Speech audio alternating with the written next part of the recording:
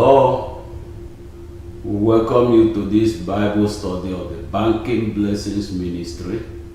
My name is Goodluck Ofebu, and this is my wife, Obi Ofebu.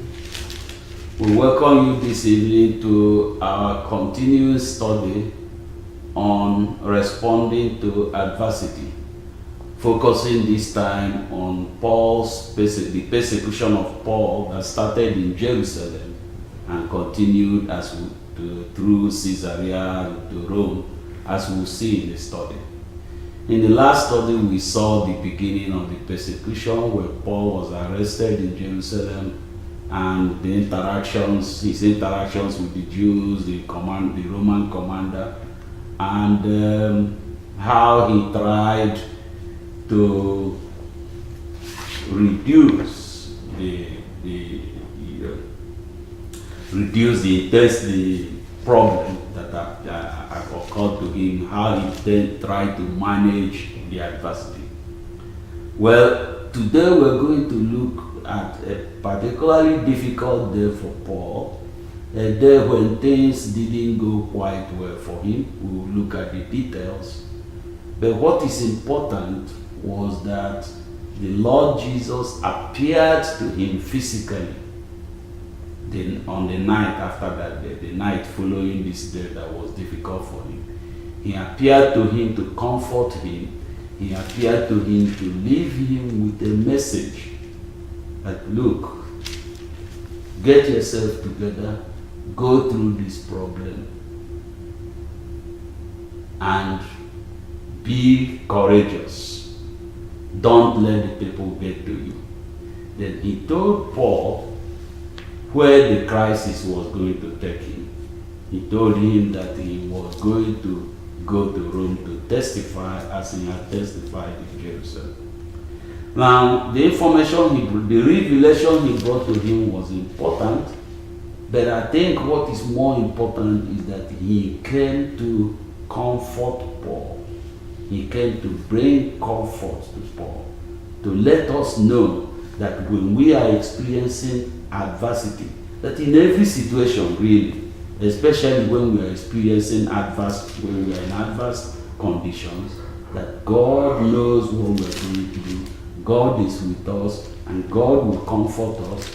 He has, of course, He has sent us the Holy Spirit to comfort us, and He will do everything to make sure that the crisis does not grow beyond what we can handle. He knows what we are going through. He knows about it, and He told us through this interaction with Paul. Only, do you have any statement? Well, both Paul's conversion and his conversion to working for Christ, working for the kingdom, and the things he had to go through. These are like early days of his ministry, trying to launch him into his ministry. And I can, oftentimes we say, we believers have seen this several times, that you really can't serve God from your comfort zone. You must leave your comfort zone.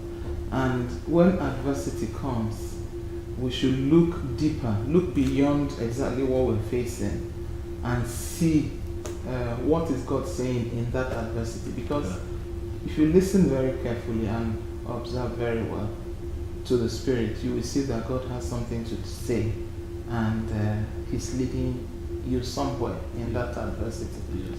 So I think it's going to be interesting to see how all this, were kind of the beginning of Paul's ministry, showing him the direction on how his ministry should go. Yeah. Well, so as I said, we're going to learn that the Lord appeared to Paul during his persecution in Jerusalem to encourage him, and then in part of the encouragement was he revealed to him the purpose of the persecution, or revealed a purpose. The persecution probably accomplished other purposes, But he revealed a purpose to him and said that he will testify in Rome as he did in Jerusalem. The persecution will take him to Rome, where he will testify as he did in Jerusalem. But through this interaction, he showed us that God brings comfort during adversity. And he will bring this comfort at his time, in his own way. Have faith, go through the adversity, do the best you can to manage the adversity, to respond to the things that are happening to you in adversity, knowing that God is in control. And here he told us, said, look, by talking to Paul, he said, don't worry, be courageous, this is where you are going. And what we're learning today is going to come from a very short passage in Acts chapter 23, verses 1 through 11. But you could see that it's a passage that is packed full with message for us. Well, let's begin with the judicial hearing in Jerusalem. Remember the previous day, Paul was arrested by the crowd, and the Roman commander came, took control of him. And after he gave Paul a chance to address the crowd. Then after that, they took him in, wanted to punish him some more, and realized they couldn't punish him because he was a Roman citizen, and they could not punish him before he was found guilty. Since he had not been found guilty, they should not punish him. So the commander took him in, kept him till the next day. He decided that the right thing to do was to convene a council, a hearing council for him, made up of the chief priests and the Sanhedrin. The Sanhedrin was a group of people, selected group of people. The history says in some areas, so the Sanhedrin at times is made up of 23 people, at times as many as 71 people. But these were people, elders and learned people that were expected to listen to cases and pass judgment based on Jewish law, based on their religious doctrine as passed down to them from the time of Moses. So he convened a council of the Sanhedrin and the chief priests, and then released Paul to them, essentially brought Paul to face them, but not in chains as he was the previous day. The intention was for them to talk with Paul, ask him questions, maybe let him answer their questions, so that the commander could find out what Paul did. Why was he being arrested? Why was he arrested by these people? Why did they want to kill him? What did he do wrong? He wanted to find out, and he believed he could find out by having Paul face the council of chief priests and Sanhedrin. Let us read about this in Acts chapter 22, verse 30. Just one verse.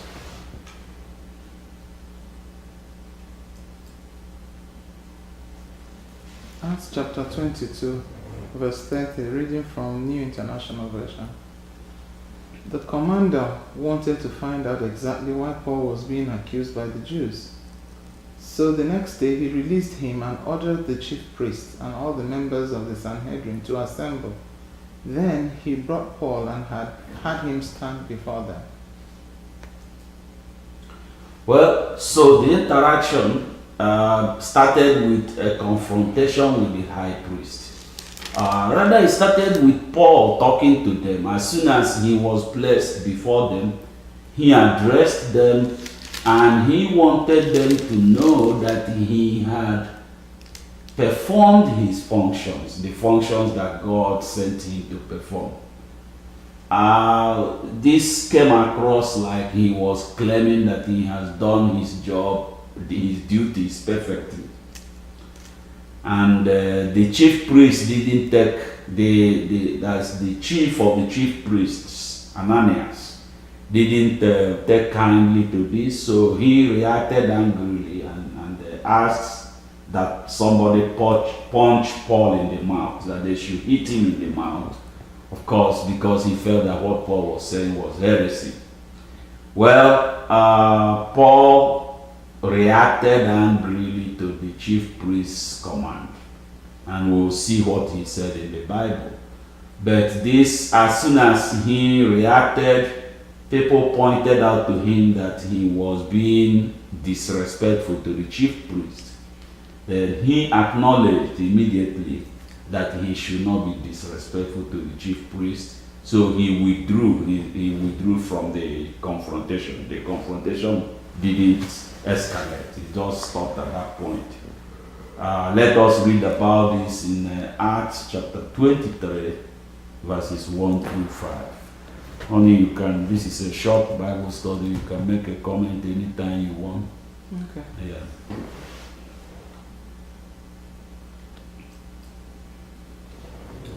Acts chapter 23, verse 1. Paul looked straight at the Sanhedrin and said, "My brothers, I have fulfilled my duty to God in all good conscience to this day." At this, the high priest Ananias ordered those standing near Paul to strike him on the mouth. Then Paul said to him, "God will strike you, you whitewashed wall. You sit there to judge me according to the law, yet you yourself violate the law by commanding that I be struck." Those who were standing near Paul said, "How dare you insult God's high priest?" Verse 5. Paul replied, "Brothers, I did not realize that he was the high priest, for it is written, 'Do not speak evil about the ruler of your people.'" Well, this, we don't know what was going on here, but this interaction tells us that Paul wasn't at his best in this interaction. And what I think is that the ordeal, what he has been going through in Jerusalem, was really getting to him. That he was really feeling on edge, kind of, and his reaction was unusually. His claim of perfection was one thing, but when the chief priest gave an order, the order was wrong. Obviously, the high priest asking Paul, somebody to strike Paul, was not a good thing. But being a man of God, Paul, knowing that in all circumstances, he, as a man of God, and he, as an individual, a person, as a Christian, should represent God in every interaction with other human beings. And there should have been a better way for him to respond to the high priest, even if he wasn't the high priest. But the way he responded suggests to me that he was really feeling the pressure of the persecution, and it was beginning to get to him. Honey, I don't know what you think. Yeah, that's, I mean, we're human. Yes. We're, Yes.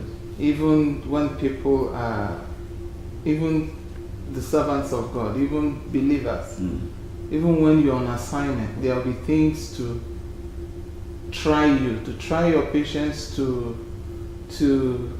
get under your skin. Persecution, adversity will come for the gospel's sake, for the kingdom's sake. Paul obviously lost it. One, because he felt, this man has no right to judge me, because he's a hypocrite. You cannot be judging me when you are doing something that is wrong as well.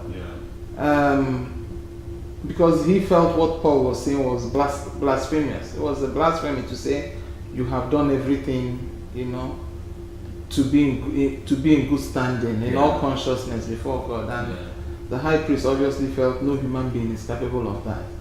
Of course, we know we need grace, and that is why Christ came, because it's not by power, it's not the works of man that we can live holy and righteous before God.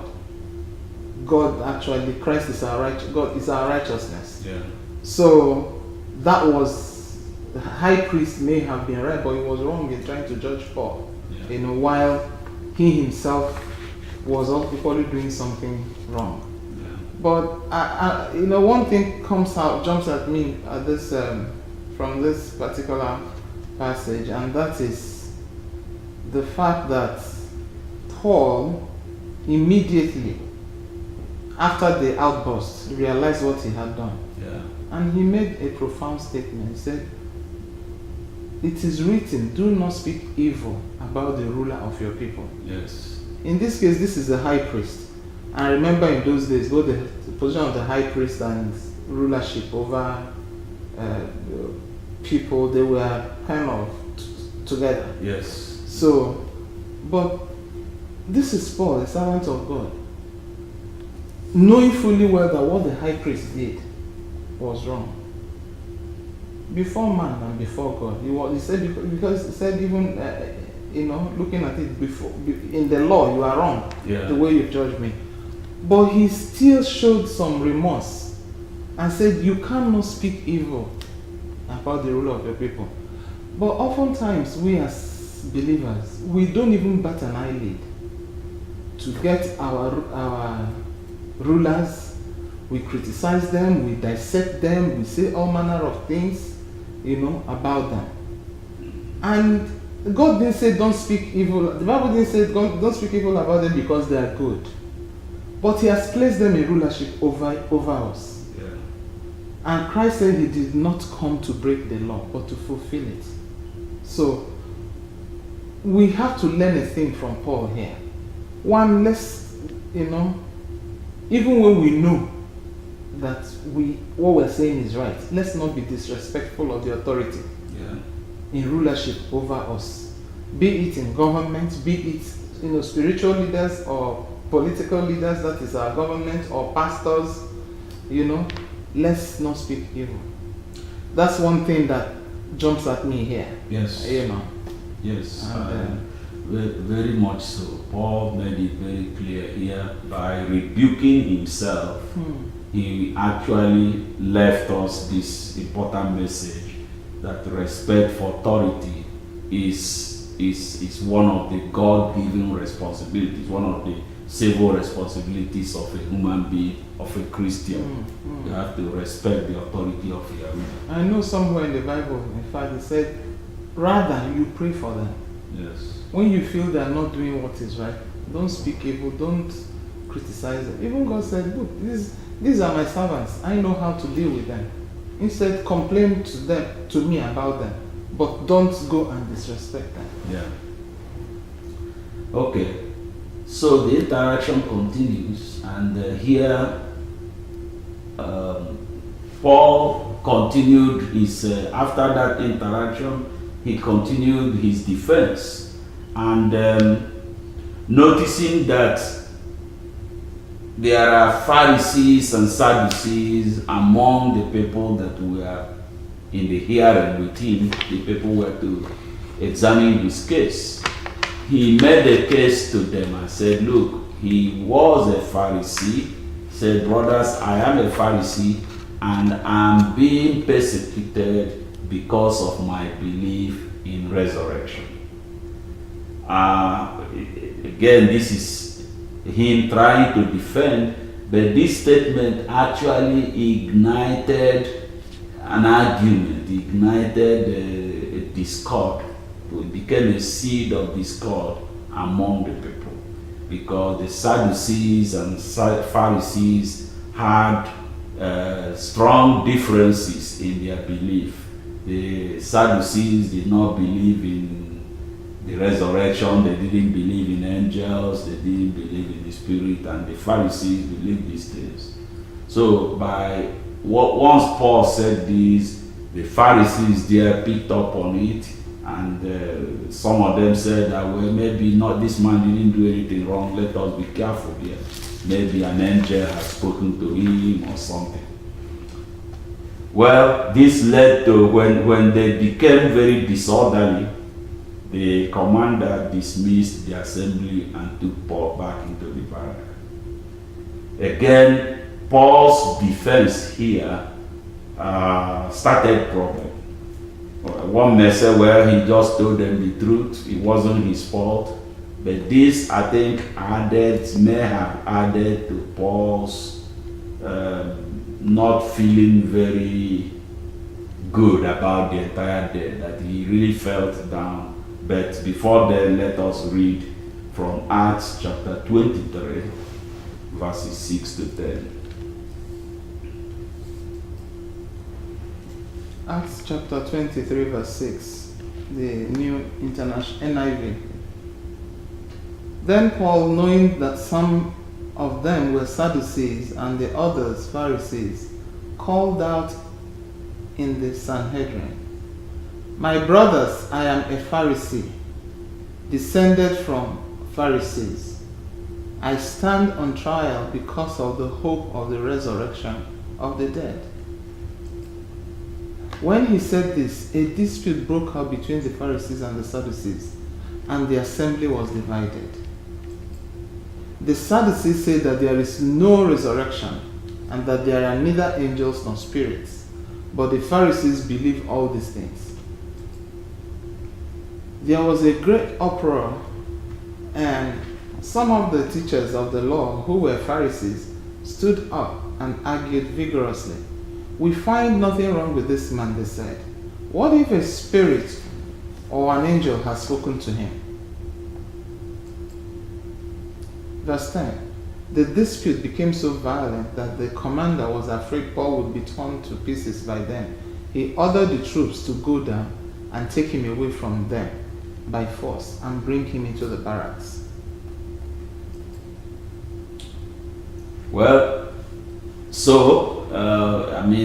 as I said, Paul appeared to have tried to exploit the difference between the Pharisees and Sadducees in his defense, pointing out, why the aspect of his belief that brought him on trial was consistent with the belief of the Pharisees, even if inconsistent with the belief of the Sadducees. Again, this tells me that he was the crisis was getting to him, maybe affecting how he thought about things, maybe affecting his and maybe he was anxious.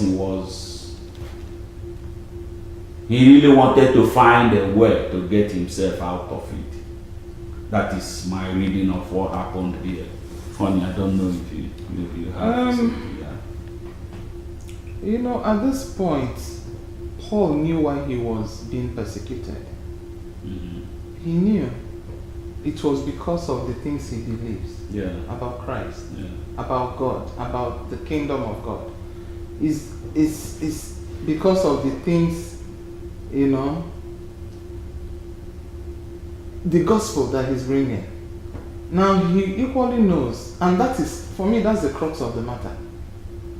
And that's what he focused on when he was brought between these people. Mm-hmm. Although he knew he could take advantage of it, because he had looked at the crowd, the council, and seen that some were Pharisees and others were Sadducees. The Pharisees believe in the hope of the resurrection. Yeah. The Sadducees do not believe in this thing. So it's like, hey, if I'm going to be judged here, I better plead my case, and I know some people here will support me. Yeah. So he focused on that by declaring who he is in the first place. And he knows that the Pharisees are going to support him. Yeah. The Pharisees believe in what he believes in. Of course, the Sadducees. So they were not going to have any kind of consensus in killing him. Yeah. If others are wanting to kill him, there will be those who want to, protect him. Yeah. Because of this. Yeah. But more importantly, Paul saw that as a forum to continue to preach the gospel, which is the hope of the resurrection. Yes. And this again is important to me in the sense that every time, even in our adversity, God will bring that adversity you're facing could be an opportunity that God has opened up for you to bring the gospel to some people. Yes. Yes. That adversity you're facing, it could be in the way you handle it. it could be that, oh, this is a right moment Mhm. for me to talk about my This, faith. yes. Yeah. And what I believe. Yeah. So in that adversity, let's not be too focused on ourselves and or be too thick-skinned to the Holy Spirit that we don't realize what opportunity that is being presented to us Yeah. to be witnesses, of the gospel. Yeah. Paul did that. He took that opportunity, even though it might have cost him his life, but he still did it and focused on the gospel, focused on what was important. Many a time would have said, this is my opportunity. Let me quote this thing one time, that these people will not be angry with me, and then you shy away from the truth. Yeah. Yeah. Well, that is when it happened.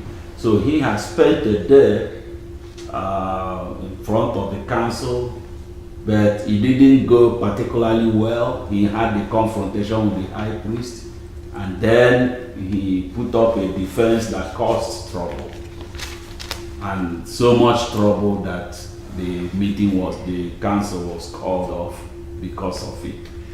So it's possible that when he went back, he really felt bad about how the day went. Yes, he used the opportunity to preach the gospel. He used the opportunity to make his case a little bit more. But I think overall, it was not a positive. The outcome was not positive, and he probably felt bad, wondering, is there something he could have done differently? And it was in the night that in this kind of speculative background, because the Bible didn't really explain this, so most of what I said here is speculation. But in the night, God appeared to him, of course, in the form of Jesus, the Son of God. He stood there with Paul physically and then talked to him. The Bible said he encouraged Paul, he told Paul to maintain courage, stay courageous, and then told him that he was going to testify in Rome, the same way that he testified in Jerusalem. Remember that in his interaction with the Jews, he used the opportunity to tell them about the old gospel, his whole experience through it and all that. So he said, the same way that you testified in Jerusalem, you are going to testify in Rome. But I think the essence of that message was saying, look, don't let this get to you. Keep yourself together, get hold of yourself, because this is taking you somewhere good. This is taking you to something good. And that what another thing that means to me is that really God is telling us, I say, look, it doesn't matter what you're going through, I'm there with you. If you need to be comforted, I'll comfort you in my own way at my own time. But stay faithful and be courageous, understand what is happening and handle it the way it's happening. We'll talk about this a lot. Let us first of all read it from Acts chapter 23 verse 11. Acts 23 verse 11. The following night the Lord stood near Paul and said, "Take courage, as you have testified about me in Jerusalem, so you must also testify in Rome." So, as I already talked about this, honey, let me kick it over to you. Yes, of course it will always be, I can't imagine what kind of encounter it would be to have the Lord Jesus standing right next to me, standing face to face and telling me to be encouraged and, telling, oh, this is where this adversity is taking you to and all that. It will be such an awesome experience, and there'll be nothing more encouraging than that. But, the truth is that that's what he does, whether he comes to stand in person with us or not. this is like a type, and a shadow of what God does with us Yes. in times like this. If we remember it, that Christ is always there with us, always. He said, God said, "You never leave us nor forsake us." So in times of adversity, I think this kind of ties more with my opening statement, that we should look beyond what we're facing and see the bigger picture, because Christ now came out and said, "Look, stay firm, stay encouraged. Yeah. As you have done here, you are also going to testify of me in Rome." Yes. So God he wasn't even talking about, "Oh, how will you save me from this barracks? No. Oh, how will you save me from these people that want to kill me?" Yeah. It's not what is important to Christ, because he Yes. knows it's a done deal. Yes. Yes. But you see, for us as humans, that's what we focus on. Yes. How will I get out of this trouble? Yeah. I'm really in trouble. This will want to tear me apart. I'm really in big hot pot of soup. Yes. Yes. And that consumes us, and then we ignore the bigger picture. Yes. But Christ coming out in person to say this to Paul, he didn't say it was imagined or Paul thought or whatever. He came out. Physically.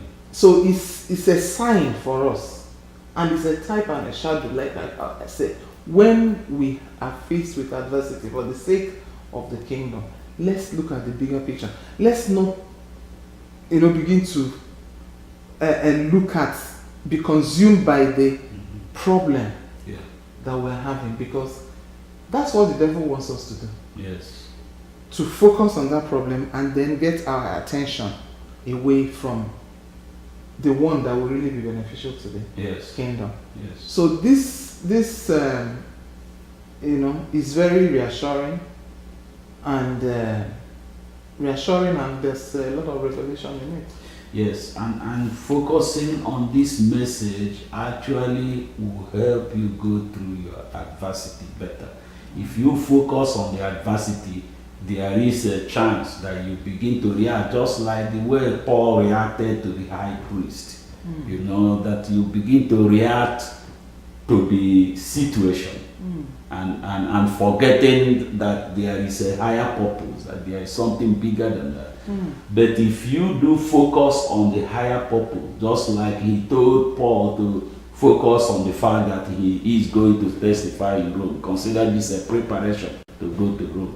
So the same way, you realize, okay, there is something bigger happening here.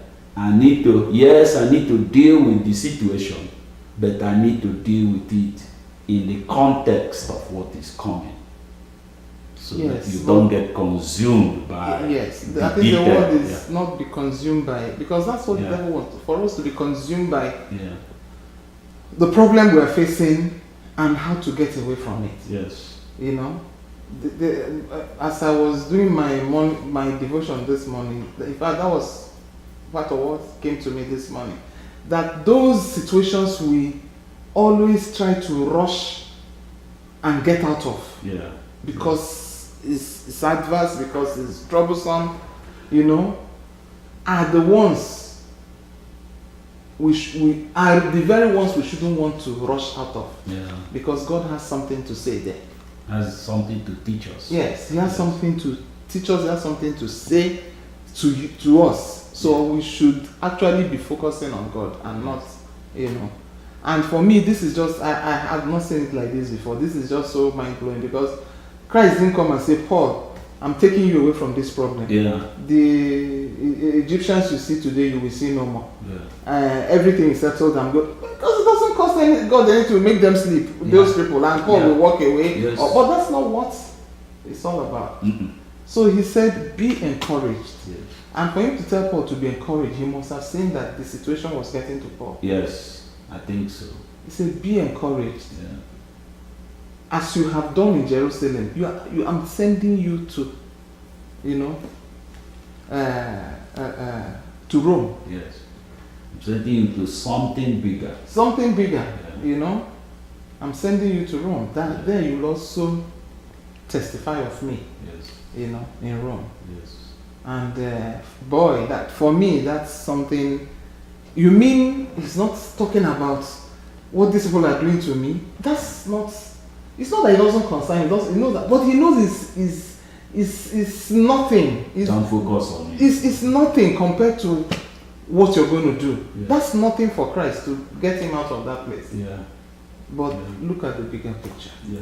So if in terms of adversity, we can look beyond. Personally, I've learned so much from, I have been bashed around by the devil by him getting me to focus on adversities that, Yes. Yeah.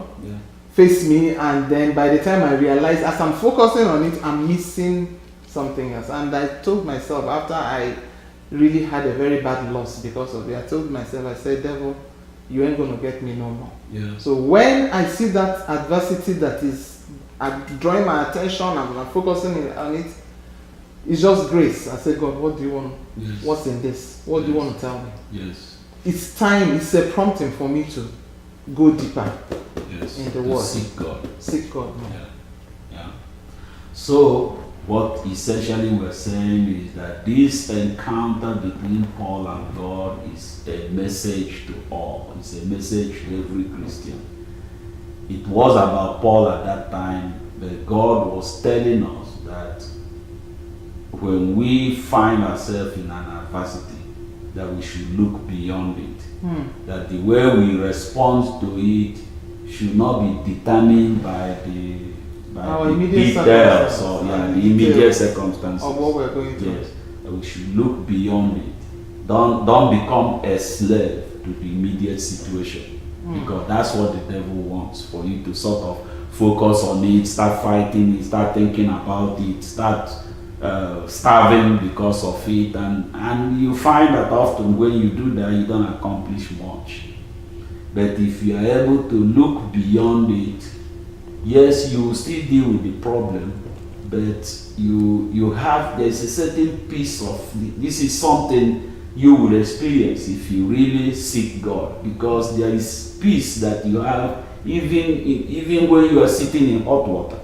You kind of say, okay, I'm going to come out of it, but it's... He said the peace that once you seek God, you see he said he will give you his peace that Yes. passeth all understanding. Yes. You can't understand that even in this adversity, how do I have so much peace? Yes. Yes. So much peace. So that's his peace. The world cannot understand it. People Yes. around you cannot understand Yeah. how you have this so much peace. And of course, the Bible also tells us, seek ye first the kingdom of God and his righteousness, and Yes. everything else will be added unto you. Yes. So the moment we begin to focus that, which is the exact opposite of what the devil wants us to do, Yeah. the moment we begin to seek that, you will see that God will even give you wisdom and ideas on how to calm that situation, on how to get you out of that problem, because he still needs you to. Yes. You become do more something. constructive in the way you deal with the problem. You become more.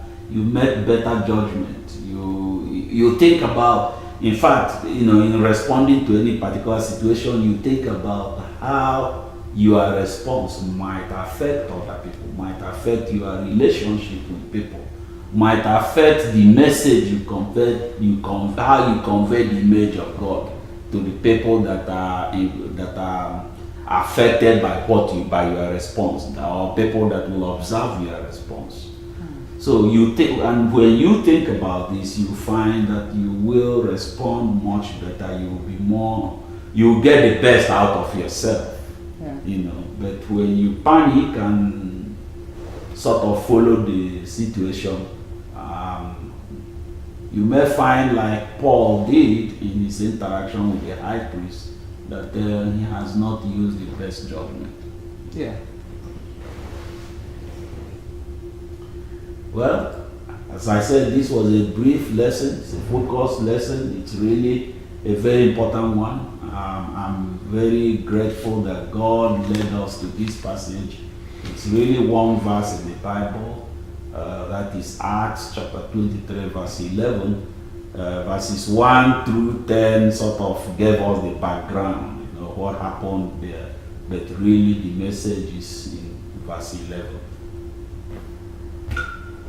You have more before we conclude? No, that's really the key. That's the Yes, message. yes, That's the message. yes. Don't focus on the adversity. Focus on, He who can get you out of it. Focus Yes. on what He wants you to do. Focus on your relationship with Yeah. God and Seek what God. it means in that situation.